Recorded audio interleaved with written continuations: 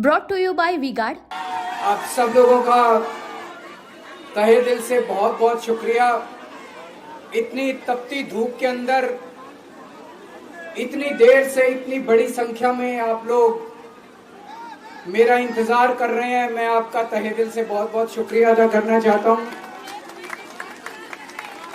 जितने लोग इस वक्त टीवी में देख रहे हैं उन सब दर्शकों का भी मैं तहे दिल से शुक्रिया अदा करना चाहता हूं। सबको मेरा नमस्कार, सबको मेरा प्रणाम। दोस्तों, सीधा जेल से मैं आप लोगों के बीच में आ रहा हूं। आपके बीच में आके बहुत अच्छा लग रहा है। 50 दिन के बाद अभी मैं, मेरी पत्नी भगवंत मान साहब, हम लोग कनॉट प्लेस में हनुमान मंदिर में गए थे। हनुमान जी का आशीर्वाद लिया, उनके दर्शन किए। फिर शिव जी के मंदिर गए, शनि जी महाराज के पास गए, उनका सबका आशीर्वाद लिया। बजरंगबली की खूब कृपा है हमारे ऊपर, हमारी पार्टी के ऊपर, देशवासियों के ऊपर। उन्हीं की कृपा से आज अचानक मैं आप लोगों के बीच में हूं। नहीं तो किसी को उम्मीद नहीं थी कि चुनाव के बीच में मैं जेल से बाहर आ जाऊंगा। लेकिन ऊपर बजरंगबली की कृपा है, हनुमान जी की कृपा है हम लोगों के ऊपर, और चमत्कार हुआ और आज मैं आप लोगों के बीच में हूं। दोस्तों, हमारी आम आदमी पार्टी एक छोटी सी पार्टी है, 2 राज्यों के अंदर है, अभी 10 साल पुरानी पार्टी है। हमारी पार्टी को कुचलने में, खत्म करने में प्रधानमंत्री जी ने कोई कसर नहीं छोड़ी। एक साथ हमारी पार्टी के 4 टॉप के नेता जेल भेज दिए एक साथ। अरविंद केजरीवाल, मनीष सिसोदिया, संजय सिंह, सत्येंद्र जैन। बड़ी बड़ी पार्टियों के अगर 4 टॉप के नेता जेल चले जाएं, पार्टी खत्म हो जाती है। आम आदमी पार्टी के 4 टॉप के नेता इन्होंने जेल भेज दिया। उन्होंने सोचा कि पार्टी खत्म हो जाएगी, लेकिन ये पार्टी नहीं है, ये एक सोच है। जितना ये खत्म करना चाहते हैं उतना ये बढ़ती जाती है, उतना ये बढ़ती जाती है। ये क्रश करना चाहते हैं प्रधानमंत्री जी आम आदमी पार्टी को। जो लोग मोदी जी से मिलने जाते हैं, वो कई लोग हमें भी जानते हैं, वो बाहर आके हमें बताते हैं कि आपके बारे में सबसे पहले मोदी जी से जो भी मिलने जाता है, सबसे पहले वो केजरीवाल की और आम आदमी पार्टी की 10 से 15 मिनट बात करते हैं। उनको कहते हैं कि आने वाले समय के अंदर आम आदमी पार्टी ही देश को भविष्य देने वाली है। वो खुद भी मानते हैं। इसीलिए वो चाहते हैं कि आज ही आम आदमी पार्टी को बढ़ने से रोका जाए, इनको कुचल दिया जाए। ये तानाशाही है। अगर उनको लगता है कि आम आदमी पार्टी आने वाले समय में बीजेपी को चैलेंज देने वाली है, भाइयों बहनों, उनके राज में पावर रहे अनस्टेबल और हम रखे सब स्मूथ और स्टेबल। हमारा नेता कैसा हो, जो स्टेबल पावर दे वैसा हो। अब की बार वीगार्ड एसी स्टेबलाइजर का चमत्कार। आप अच्छे काम करो, आप देश को भविष्य दो। आज आपकी सरकार है केंद्र के अंदर, आप देश के लिए काम करोगे, आम आदमी पार्टी को कोई पूछेगा ही नहीं। लेकिन आप कुछ काम नहीं करो और आम आदमी पार्टी को कुचल दो, ये जनतंत्र नहीं है, ये इस देश की जनता पसंद नहीं करती।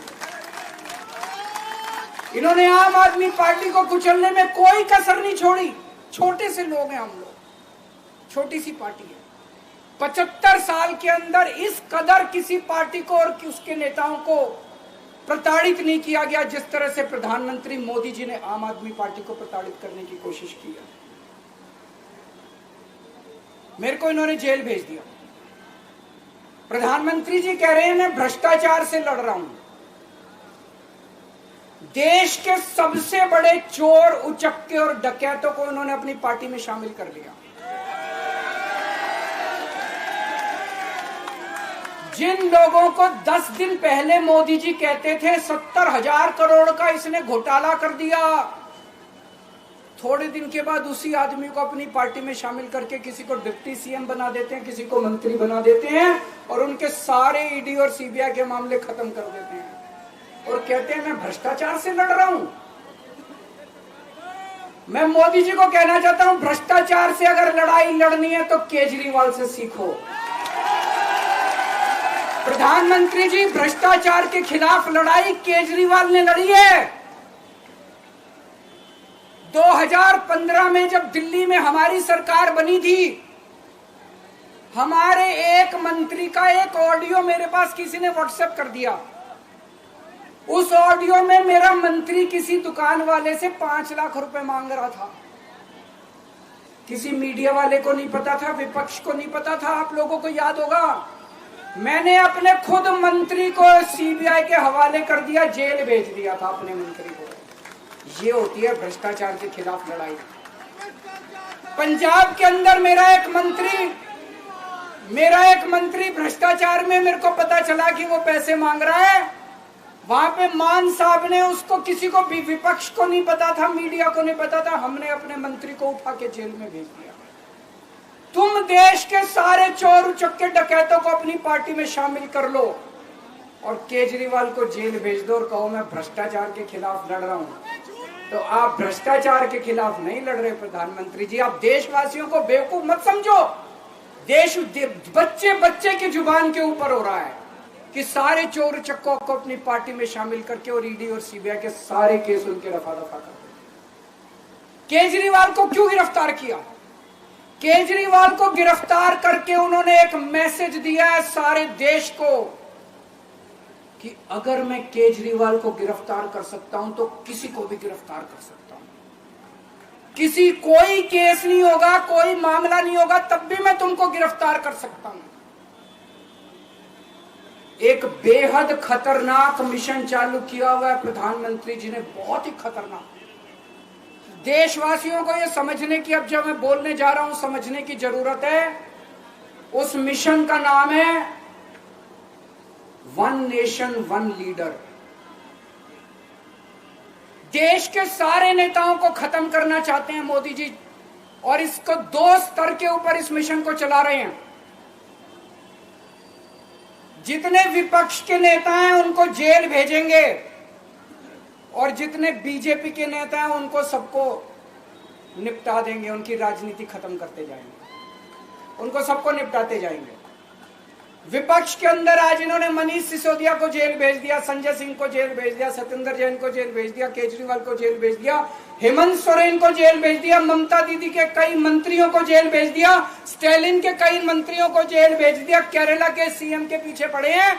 अगर ये चुनाव जीत गए, मेरे से लिखवा लो एफिडेविट के ऊपर, थोड़े दिन के बाद ममता दीदी जेल में होंगी, तेजस्वी यादव जेल में होगा, स्टालिन साहब जेल के अंदर होंगे, पिनरई विजयन जेल के अंदर होंगे, उद्धव ठाकरे जेल के अंदर होंगे, जितने विपक्ष के नेता ये सारे जेल के अंदर होंगे। अगर ये चुनाव जीत गए, इन्होंने बीजेपी का एक नेता नहीं छोड़ा। आडवाणी जी की राजनीति खत्म कर दी इन्होंने, मुरली मनोहर जोशी की राजनीति खत्म कर दी, सुमित्रा महाजन की, शिवराज सिंह चौहान जिसने मध्य प्रदेश का चुनाव जीत के दिया, इन लोगों ने, शिवराज सिंह चौहान ने उसको मुख्यमंत्री नहीं बनाया, उसकी राजनीति खत्म कर दी। वसुंधरा राजे की राजनीति खत्म कर दी इन्होंने, खट्टर साहब की राजनीति खत्म कर दी, डॉक्टर रमन सिंह की राजनीति खत्म कर दी। अब अगला किसका नंबर है? योगी आदित्यनाथ। अगर ये चुनाव जीत गए, मेरे से लिखवा लो, 2 महीने के अंदर उत्तर प्रदेश का मुख्यमंत्री बदल देंगे। योगी आदित्यनाथ की राजनीति खत्म करेंगे, उनको भी निपटा देंगे। यही तानाशाही है दोस्तों। वन नेशन वन लीडर ये चाहते हैं, एक ही तानाशाह इस देश के अंदर बचेगा, एक ही तानाशाह इस देश के अंदर बचेगा। हमारा देश बहुत महान है, 4000 5000 साल पुराना हमारा देश है। इसके पहले पिछले 4000 साल में कई मौके आए जब इस देश के ऊपर तानाशाहों ने कब्जा करने की कोशिश की, लेकिन हमारे देश के लोगों ने उन तानाशाहों का तख्ता उखाड़ के फेंक दिया। जब जब हमारे देश में ऐसा मौका आया कि तानाशाह ने हमारे देश के ऊपर कब्जा करने की कोशिश की, इस देश की जनता ने उसका तख्ता उखाड़ के फेंक दिया। आज एक तानाशाह इस देश से जनतंत्र खत्म करना चाहता है। आज एक तानाशाह इस देश से लोकशाही खत्म करना चाहता है। मैं पूरे तन मन धन से लड़ रहा हूं, संघर्ष कर रहा हूं उस तानाशाह के खिलाफ। 140 करोड़ लोगों का साथ चाहता हूं मैं।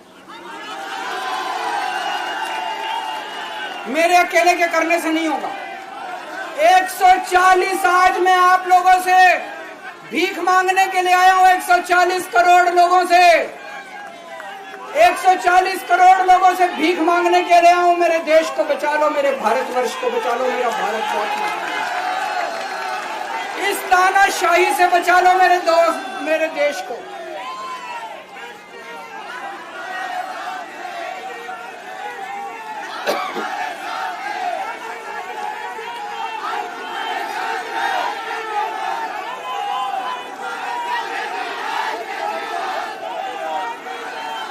मैं सुप्रीम कोर्ट का बहुत बहुत शुक्रिया अदा करना चाहता हूं।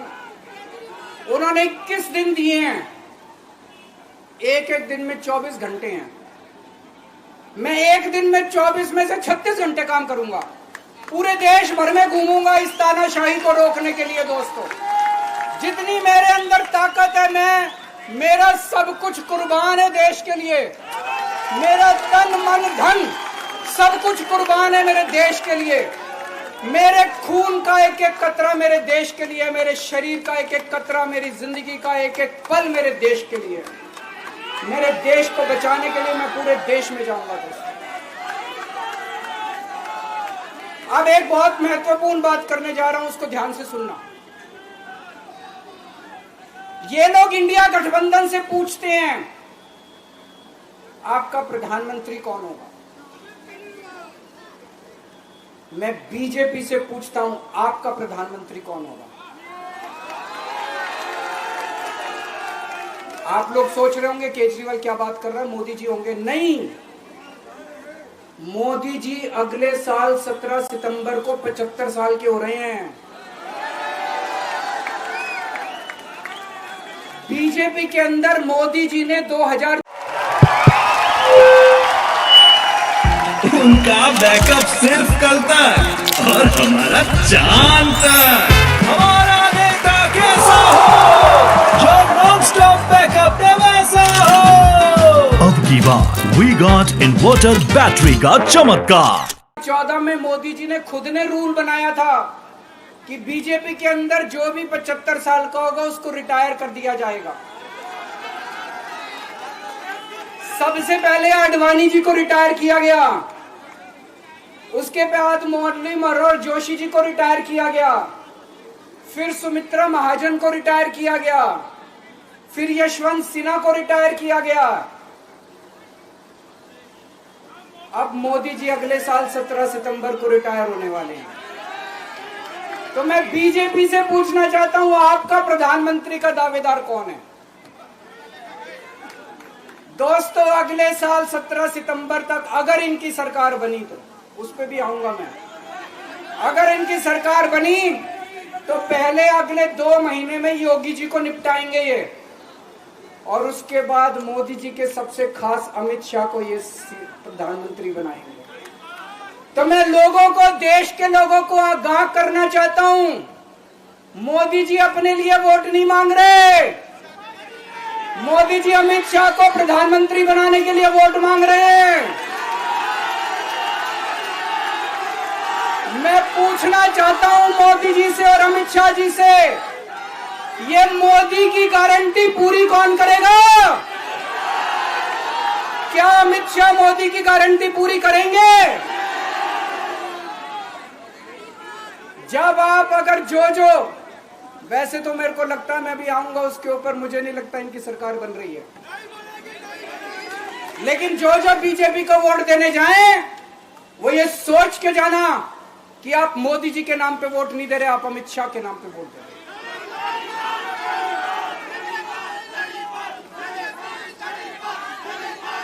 अब एक खुशखबरी है आप लोगों के लिए, अब एक खुशखबरी है, सबको बता देना जो मैंने बातें कही है बड़ी सोच समझ के कही है। वहां बैठ के यही सोच रहा था 50 दिन से।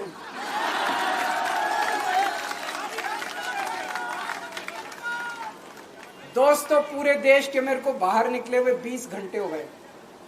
इन 20 घंटों के अंदर भी मैंने रात भर में जनता से बात कर रहा था, लोगों से फोन कर रहा था।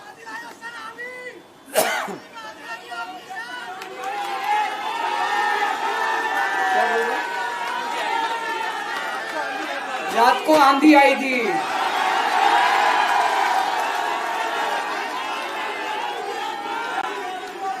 पिछले 20 घंटे में मैंने जो बातचीत करी है, कई बड़े बड़े एक्सपर्ट से बात की, चुनाव विश्लेषकों से बात की, सेफोलॉजिस्ट से बात की, जनता से बात की, फोन पे लोगों से। मेरा अपना आकलन है कि 4 जून के बाद इनकी सरकार नहीं बन रही, मोदी सरकार नहीं बन रही। दोस्तों अगर मैं गलत हूं तो मेरे को बताना। हरियाणा में इनकी सीट कम हो रही है, राजस्थान में कम हो रही है, कर्नाटक में कम हो रही है, दिल्ली में कम हो रही है, बिहार में कम हो रही है, महाराष्ट्र में कम हो रही है, कर्नाटक में कम हो रही है, बंगाल में कम हो रही है, झारखंड में कम हो रही है। बढ़ कहां रही है? यूपी में कम हो रही है, बढ़ कहां रही है? बड़े एक भी जगह इनकी सीटें नहीं बढ़ रही हैं। मेरा अपना मानना है, और सट्टा बाजार में भी वो जो चल रहा है, इनकी 220 से 230 के बीच में सीट आ रही है, उससे ज्यादा सीट नहीं आ रही। मोदी सरकार नहीं बन रही है, केंद्र में इंडिया गठबंधन की सरकार बन रही है। आम आदमी पार्टी उस सरकार का हिस्सा होगी। दिल्ली को पूर्ण राज्य दिलाएंगे। दिल्ली का एलजी लोगों का एलजी होगा, दिल्ली का एलजी दिल्ली वालों का एलजी होगा। गुजरात से आया हुआ अभी, दिल्ली के लोगों का एलजी होगा, दिल्ली के लोगों का विकास होगा। एक और पॉइंट है, जब मैं जेल के अंदर था तो कुछ लोगों ने यह मुद्दा उठाया, केजरीवाल सीएम पद से इस्तीफा क्यों नहीं देता। दोस्तों केजरीवाल को कभी किसी पद का लालच नहीं हुआ। मैं आप मंत्री, मुख्यमंत्री, प्रधानमंत्री ये सब बनने नहीं आया। इनकम टैक्स में कमिश्नर की नौकरी करता था। कमिश्नर की नौकरी छोड़ के दिल्ली की झुग्गियों के अंदर 1 नहीं, 2 नहीं, 3 नहीं, 10 साल तक मैंने दिल्ली की झुग्गियों के अंदर काम किया है, सुंदर नगरी और नंद नगरी की झुग्गियों के अंदर, इनकम टैक्स कमिश्नर की नौकरी छोड़ के। जब मेरे को दिल्ली की जनता ने पहली बार सीएम बनाया, असूलों के ऊपर 49 दिन के अंदर सीएम पद से इस्तीफा दे दिया था। एक चपरासी की नौकरी कोई नहीं छोड़ता। सीएम बनने के लिए लोग अपना दायां हाथ कटाने के लिए तैयार होते हैं। मैंने खुद से अपने आप सीएम की कुर्सी को लात मार दी थी 49 दिन के अंदर। मेरे लिए सीएम पद इंपॉर्टेंट नहीं है। आज मैंने सीएम पद से इस्तीफा क्यों नहीं दिया जेल जाने के बाद? दोस्तों पिछले 75 साल में भारतवर्ष में इतने राज्यों के चुनाव हुए, इतने राज्यों के चुनाव हुए, दिल्ली के अंदर सबसे ऐतिहासिक बहुमत से आम आदमी पार्टी जीती। 55-56% वोट, एक बार 67 सीट, एक बार 62 सीट। इतने भारी बहुमत से आज तक कोई राज्य की सरकार 75 साल में नहीं जीती। इतने भारी बहुमत से जीतने के बावजूद झूठा केस, अब उनको पता है वो हमें हरा नहीं सकते दिल्ली के अंदर। उन्हें पता है अगले 20 साल तक दिल्ली में आम आदमी पार्टी को कोई नहीं हरा सकता। तो उन्होंने एक षड्यंत्र रचा, राजनीतिक षड्यंत्र रचा। केजरीवाल को झूठे केस में जेल भेज दो, केजरीवाल को इस्तीफा देना पड़ेगा, केजरीवाल की सरकार गिर जाएगी। उन्होंने ये षड्यंत्र रचा, मैंने कहा मैं भी इस्तीफा नहीं दूंगा। तुम अगर जनतंत्र को जेल में कैद करोगे तो जनतंत्र जेल से चला के दिखाएंगे दोस्तों, सरकार भी जेल से चला के दिखाएंगे। कतई इस्तीफा, तुम्हारे ट्रैप में फंसने वाले नहीं हम। ये अगर हेमंत सोरेन साहब को भी इस्तीफा नहीं देना चाहिए था, जेल से सरकार चलानी चाहिए। अगर हमने इस्तीफा दे दिया, ये तो बड़ा अच्छा इनके लिए। जिस राज्य के अंदर ये चुनाव हारेंगे उसके मुख्यमंत्री को पकड़ के जेल में डाल दो, सरकार गिरा दो। उसके मुख्यमंत्री को पकड़ के जेल में डाल दो, सरकार। आज मैं अगर दिल्ली की जेल के अंदर रह के दिल्ली की जेल से इस्तीफा नहीं दे रहा, वो इस तानाशाही के खिलाफ संघर्ष कर रहा हूं, इसको समझ लेना। केजरीवाल को किसी पद का लालच नहीं है। सीएम तो 100 सीएम की कुर्सी देश के नाम कुर्बान है। मुझे पता चला मेरे जेल जाने से बहुत लोग भावुक हुए, खासकर मेरी माँ, बहनें, महिलाएं बहुत रोई, कईयों ने बहुत मन्नतें मांगी। मैं सबका बहुत बहुत शुक्रिया अदा करना चाहता हूं जिन लोगों ने अपनी दुआएं, करोड़ों लोगों ने अपनी दुआएं भेजी हैं। पूरी दुनिया भर से करोड़ों लोगों ने दुआएं भेजी। उन्हीं के आशीर्वाद का कमाल है कि आज मैं आप लोगों के बीच में हूं। आप लोग सब लोग सुखी रहें, देश खूब तरक्की करे, फले फूले, आप सब लोग खूब खुश रहें, ऐसी मेरी प्रभु से इच्छा है। भारत माता की। Brought to you by V-Guard.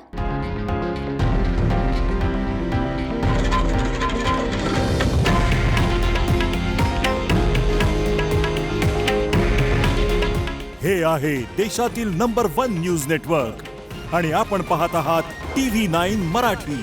काळजी तुमची, हित महाराष्ट्राचं।